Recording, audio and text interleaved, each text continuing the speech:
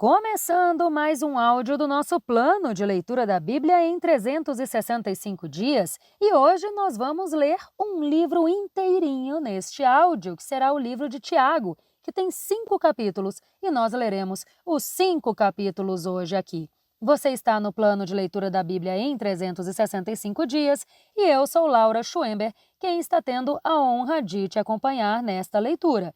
Se você está chegando agora, já aproveita para se inscrever no canal, ativa a notificação para ser avisada sempre que um novo material for publicado por aqui, já compartilha esse áudio também, nos ajuda a espalhar essa mensagem aos 4 cantos. Agora, se você já está acompanhando esse plano de leitura, já sabe também que toda vez que a gente começa um livro novo, a gente faz aquela contextualização para você entender do que se trata esse livro e assim a gente ter mais chance de ampliar o nosso entendimento do livro em si. Então, o livro de Tiago, o Evangelho de Tiago, é o 59º livro da Bíblia e 20º do Novo Testamento. Neste livro, a gente acompanha os conselhos dados pelo apóstolo Tiago aos cristãos judeus que estavam dispersos.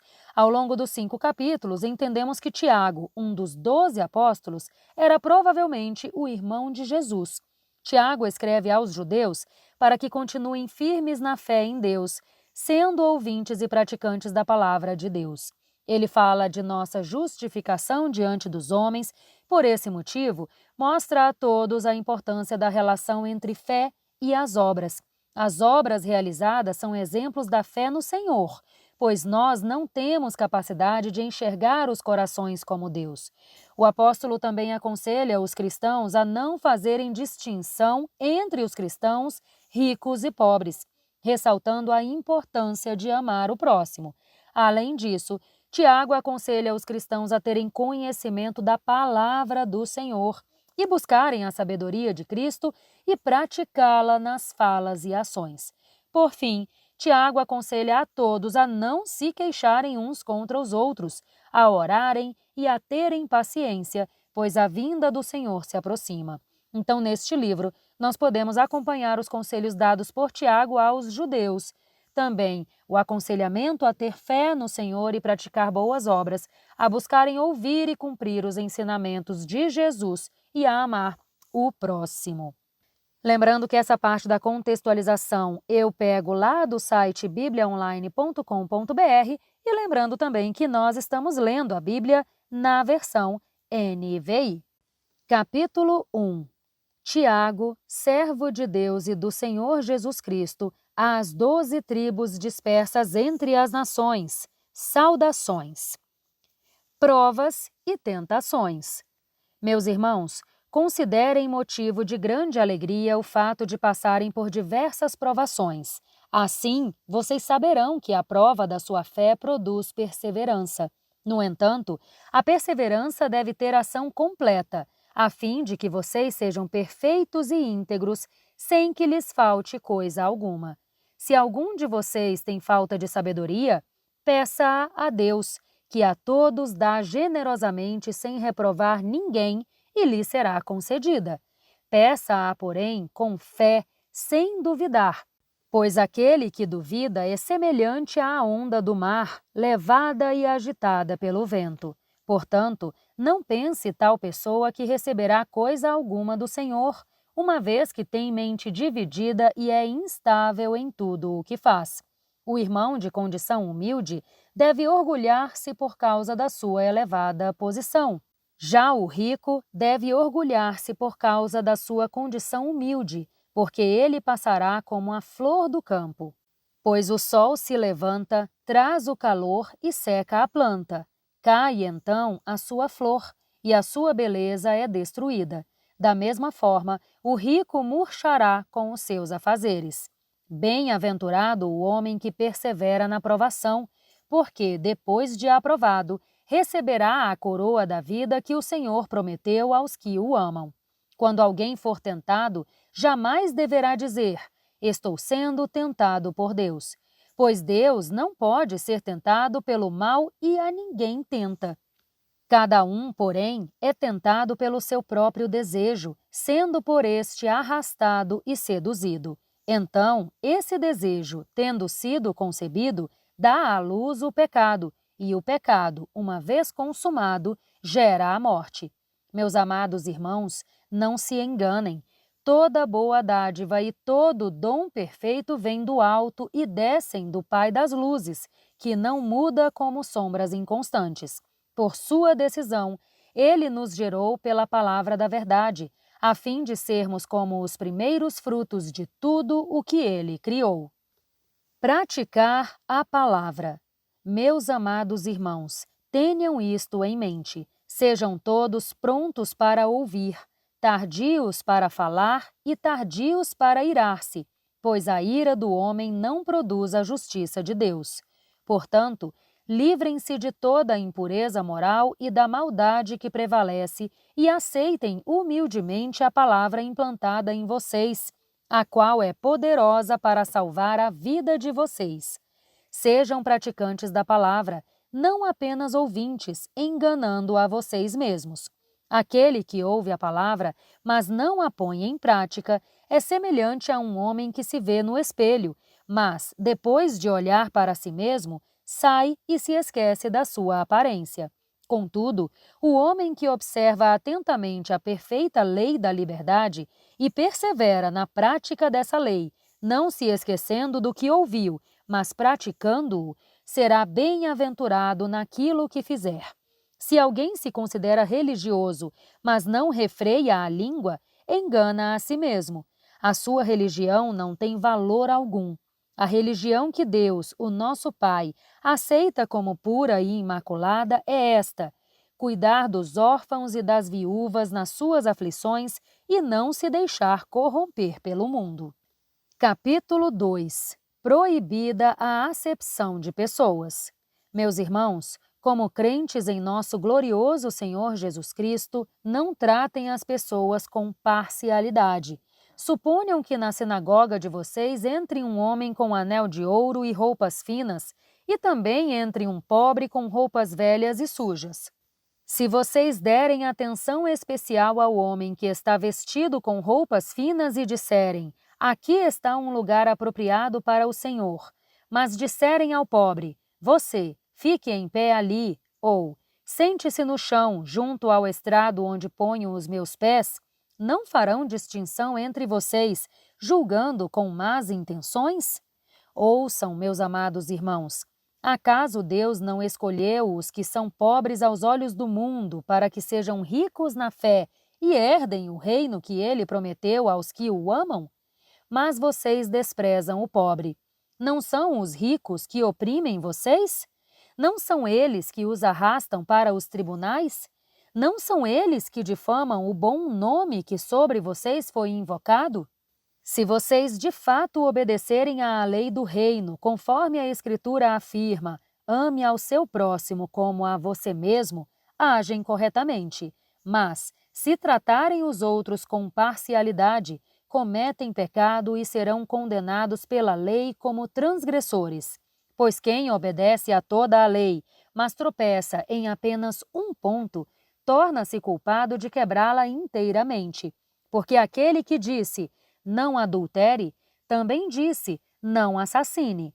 Se você não comete adultério, mas comete assassinato, torna-se transgressor da lei. Falem e hajam como quem vai ser julgado pela lei da liberdade, porque será exercido juízo sem misericórdia sobre quem não foi misericordioso. A misericórdia triunfa sobre o juízo. Fé e obras. De que adianta, meus irmãos, alguém dizer que tem fé se não tem obras? Acaso a fé pode salvá-lo? Se um irmão ou uma irmã precisar de roupas e do alimento de cada dia, e um de vocês lhe disser, vá em paz, aqueça-se e alimente-se até satisfazer-se, sem, porém, lhe dar o que necessita, de que adianta? Assim também a fé, por si só, se não é acompanhada de obras, está morta. Contudo, alguém dirá, você tem fé, eu tenho obras. Mostre-me a sua fé sem obras, e eu mostrarei a minha fé pelas obras. Você crê que existe um só Deus? Muito bem, até mesmo os demônios creem e estremecem. Insensato, Quer certificar-se de que a fé sem obras é inútil? Não foi pelas obras que Abraão, o nosso pai, foi justificado quando ofereceu o seu filho Isaque sobre o altar? Você pode ver que tanto a fé como as obras estavam atuando juntas, e a fé foi aperfeiçoada pelas obras. Cumpriu-se a escritura que diz: Abraão creu em Deus, e isso lhe foi atribuído como justiça, e ele foi chamado amigo de Deus. Vejam que uma pessoa é justificada pelas obras, não apenas pela fé. Caso semelhante é o de Raabe, a prostituta. Não foi ela justificada pelas obras quando acolheu os espias e os fez sair por outro caminho? Portanto, como o corpo sem espírito está morto, assim a fé sem obras está morta. Capítulo 3. Domar a língua. Meus irmãos, não sejam muitos de vocês mestres, pois, como sabem, nós, os que ensinamos, seremos julgados com maior rigor. Pois todos tropeçamos de muitas maneiras. Se alguém não tropeça no falar, tal homem é perfeito, capaz de dominar também todo o corpo. Quando colocamos freios na boca dos cavalos para que eles nos obedeçam, podemos controlar o animal todo. Tomem também como exemplo os navios. Embora sejam tão grandes e impelidos por fortes ventos, são dirigidos por um leme muito pequeno, conforme a vontade do piloto. Semelhantemente, a língua é um pequeno órgão do corpo, mas se vangloria de grandes coisas. Vejam como um grande bosque é incendiado por uma simples fagulha. Assim também, a língua é um fogo. É um mundo de iniquidade. Colocada entre os membros do nosso corpo, contamina a pessoa por inteiro, incendeia todo o curso da sua vida, sendo ela mesma incendiada pelo inferno. A espécie humana doma e tem domado toda a espécie de animais, aves, répteis e criaturas do mar, mas ninguém consegue domar a língua. É um mal incontrolável, cheio de veneno mortífero. Com a língua bendizemos ao Senhor e Pai, e com ela amaldiçoamos os homens, feitos à semelhança de Deus. Da mesma boca procedem bênção e maldição. Meus irmãos, isso não está certo. Acaso podem brotar da mesma fonte água doce e água amarga? Meus irmãos, pode uma figueira produzir azeitonas ou uma videira figos? Da mesma forma, uma fonte de água salgada não pode produzir água doce. 2 tipos de sabedoria. Quem é sábio e tem entendimento entre vocês? Que o demonstre pelo seu bom procedimento e por meio de obras praticadas com a humildade que provém da sabedoria. Contudo, se vocês abrigam no coração inveja amarga e ambição egoísta, não se gloriem disso nem neguem a verdade. Esse tipo de sabedoria não vem do alto, mas é terrena, humana e demoníaca. Pois, onde há inveja e ambição egoísta, há confusão e toda espécie de males. No entanto, a sabedoria que vem do alto é, antes de tudo, pura. Depois, pacífica, amável, compreensiva, cheia de misericórdia e de bons frutos, imparcial e sincera. O fruto da justiça é semeado em paz pelos pacificadores. Capítulo 4. Submissão a Deus. De onde vêm as guerras e as brigas que há entre vocês? Não vêm das paixões que guerreiam dentro de vocês? Vocês cobiçam coisas, mas não as têm.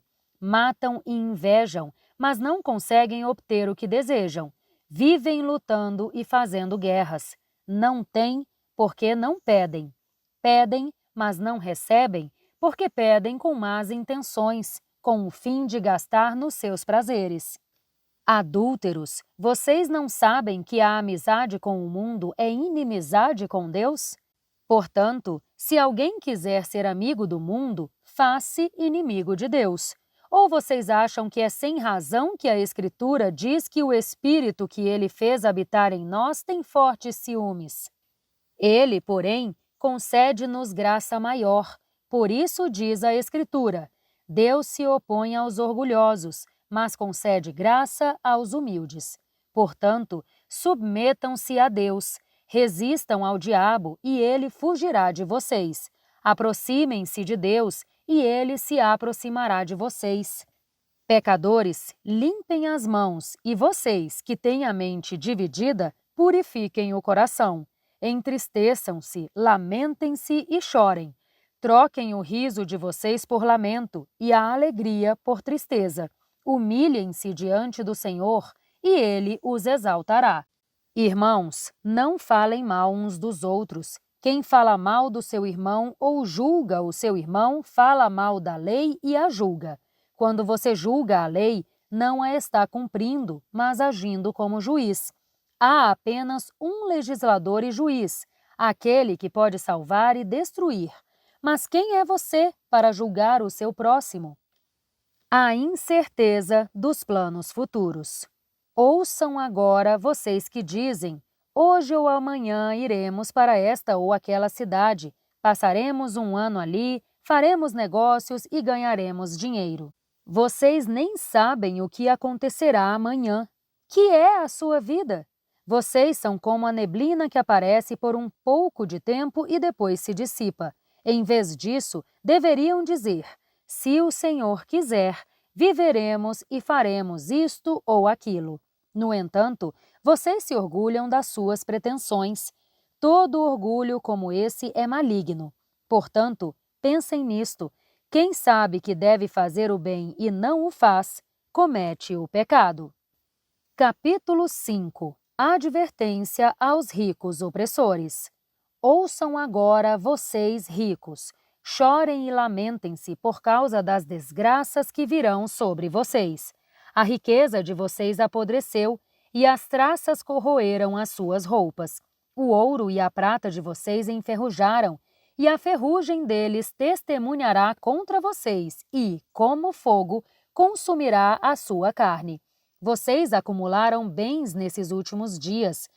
Vejam, o salário dos trabalhadores que ceifaram os seus campos e que vocês retiveram com fraude está clamando contra vocês. O lamento dos ceifeiros chegou aos ouvidos do Senhor dos Exércitos. Vocês têm vivido luxuosamente na terra, têm se entregado aos prazeres e se fartado de comida em dia de abate. Vocês têm condenado e matado o justo, sem que ele ofereça resistência. Paciência nos sofrimentos.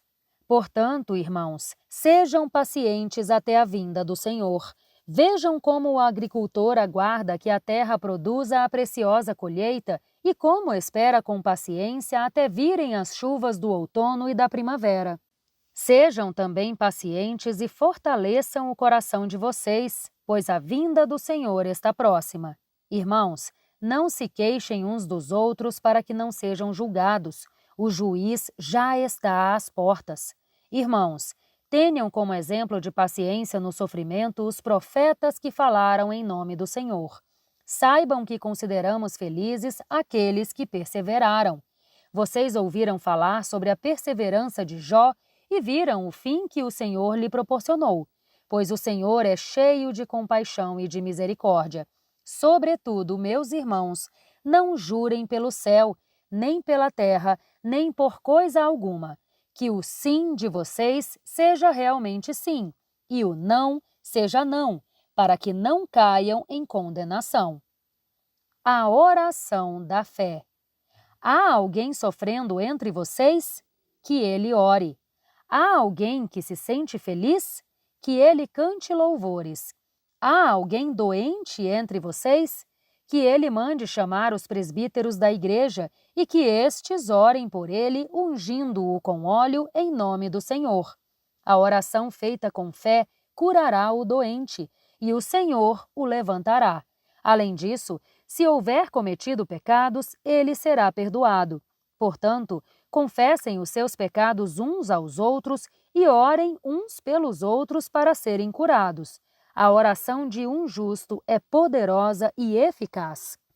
Elias era humano como nós. Ele orou fervorosamente para que não chovesse, e não choveu sobre a terra durante 3 anos e meio.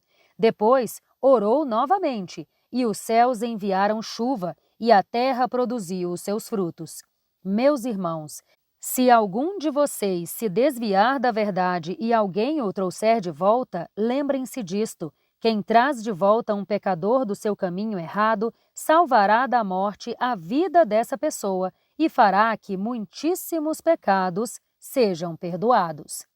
E com isso, minha gente, nós encerramos então todo este livro de Tiago. Te espero amanhã para nós começarmos já um outro livro de novo e para darmos mais um passinho juntas rumo à leitura completa da Bíblia em um ano.